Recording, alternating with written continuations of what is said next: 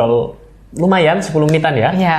Jadi pada video kali ini sesuai janji kita di video sebelumnya, kita akan bahas logo-logo pada obat. Jadi mulai dari yang paling berbahaya sampai yang paling ringan efek sampingnya. Nah, kenapa Anda semua perlu tahu? Jadi supaya Anda tidak mengkonsumsi atau tidak jajan obat sembarangan. Kok jajan ya?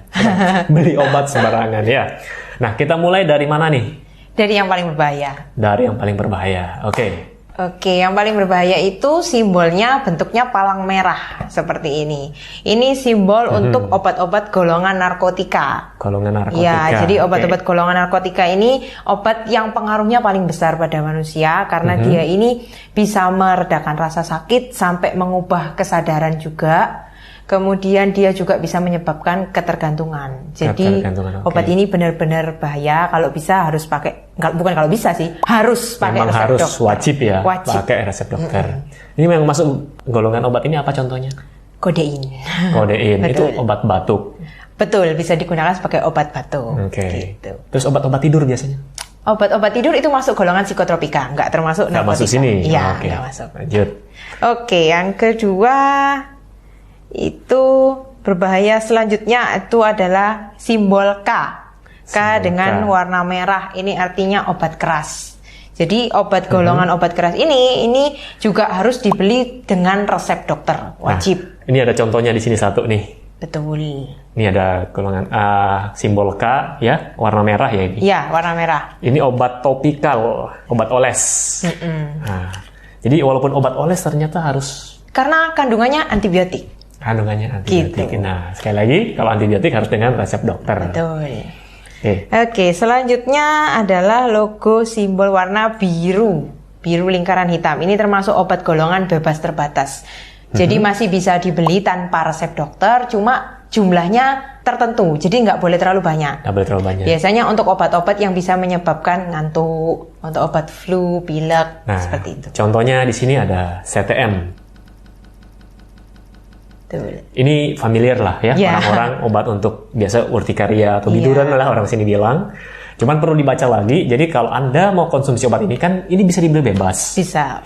Tapi kan harus tahu, jadi dibaca di keterangan di belakangnya atau biasa di dalamnya itu ada kertasnya, ada brosurnya. Tolong dibaca efek sampingnya apa. Nah di sini kan tidak boleh digunakan oleh misalnya untuk wanita hamil. Jadi bisa nanti kasihan janinnya gitu. Terus kalau konsumsi obat ini jangan berkendara. Betul. Karena efek sampingnya ngantuk. Kemudian obat ini juga di metabolisme di ginjal. Nah, jadi untuk kalian yang punya masalah dengan ginjal, walaupun obat ini bisa Anda beli bebas, saran saya adalah konsultasikan lagi dengan dokter yang merawat Anda ya. Gitu. Next. Ini sudah. Next, selanjutnya simbol warna hijau lingkaran hitam ini termasuk obat golongan bebas. Jadi obat ini bebas, namanya bebas berarti bisa dibeli tanpa resep, boleh dibeli di mana aja dan pasti ada di apotek manapun. Jumlahnya? Jumlahnya juga bebas. Juga bebas. Oke. Jadi contoh di sini ada paracetamol. Jadi ini ada warna hijaunya nih, ya. Jadi sebenarnya ini adalah logonya. Jadi logo untuk obat bebas. Bebas.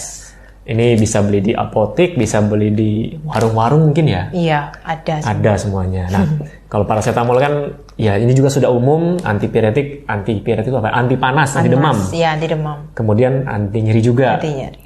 Nah, untuk obat ini di metabolisme di hati ya, nggak salah. Hati ya. Kemudian walaupun bisa beli bebas, nah biasanya kan orang sakit kepala, kalau minum satu tidak mempan, minum dua. Nah, itu juga nggak boleh. Nggak boleh? Nggak boleh. Tetap harus sesuai dosis. Walaupun bisa beli bebas harus sesuai dosis. Sekali lagi dibaca. Betul. Karena nanti kalau tidak, yang keracunan adalah hatinya kita.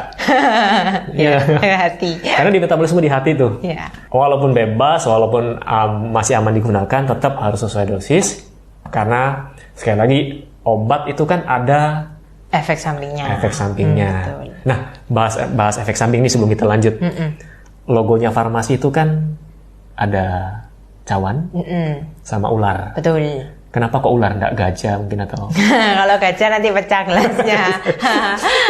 Oke. Ya itu jadi artinya cawan itu semacam mangkok untuk meramu obat. Jadi untuk tempat ramuan obat. Kemudian ular itu kenapa ditaruh ular?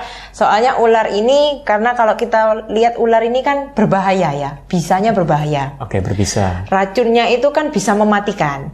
Cuma kalau di farmasi racun ini justru bisa menyembuhkan orang. Bisa menyembuhkan. Iya, jadi kalau misalkan dalam dosis yang tepat, racun ini bisa menyembuhkan orang seperti itu. Dengan catatan dosisnya tepat, tapi tetap ada efek samping. Walaupun kan tidak semua orang bisa muncul efek sampingnya. Apalagi itu dengan dosis yang tepat, apalagi kalau dosisnya ngawur. Iya, semakin efek sampingnya tidak karuan.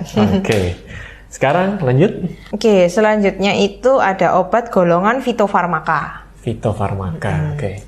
Jadi fitofarmaka itu obat yang termasuk herbal juga, cuman dia ini udah diolah dengan menggunakan teknologi yang canggih dan sudah melewati uji preklinis dan klinis. Boleh jelaskan preklinis itu apa? Klinis itu apa? Jadi kalau uji preklinis ini dia studinya hanya sampai uji toksisitasnya saja, tidak diuji pada manusia. Tapi kalau misalkan uji klinis ini kita sudah menggunakan manusia percobaannya. Jadi kita coba pada manusia seperti apa efeknya gitu. Oke, next.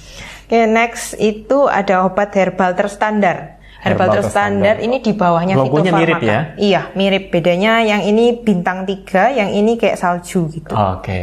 Yang herbal terstandar ini di bawahnya fitofarmaka. Jadi teknologinya lebih sederhana lagi dibandingkan itu fitofarmaka. Dan dia cuma melewati sampai uji preklinis aja, jadi sampai uji toksisitas aja, nggak sampai percobaan pada manusia. Terus yang terakhir ini yang paling ringan, yaitu obat golongan jamu. Jadi memang obat herbal tradisional yang memang murni, jadi diolahnya ya hanya dengan peralatan yang sederhana, nggak teknologi yang canggih, dan dia tidak ada uji klinis preklinis. Tidak ada uji klinis dan preklinis. Tapi kenapa kok bisa digunakan? Karena dipercaya turun-temurun dari nenek moyang. Kalau jamu seperti itu. Sudah teruji dari nenek moyang. Betul. Berarti bukan ujinya bukan uji preklinis klinis.